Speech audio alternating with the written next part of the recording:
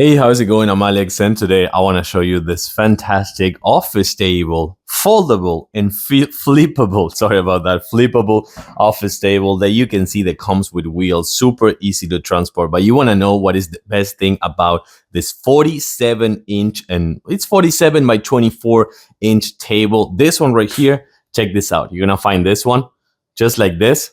You can flip it, you can lock it, and then you can put one of this one aside, like eight next to each other, each to each other. And with this one, you're gonna find a really easy way to store these tables. Let me actually show it to you in a closer look. Okay, so check this out. One of the very first things that I want to show you on this table, which by the way supports a huge amount of weight, more than 400 pounds. But this one, I want to show you that each one of the wheels, actually not just two, comes with locks. This one right here, you can just lock the wheels, and with this one, this won't move easily, as you can see. So that is really good for storage purposes. In case that you want to store this one somewhere, you can just do this and unlock the wheels at your own convenience. So you can do this, and this one's gonna move back again. And then right here on the back, this one comes with a lock. So this one is gonna be the lock that you're gonna use for flipping the chair, but using this one actually activates the other one as well. So you don't have to do both at the same time, but doing one,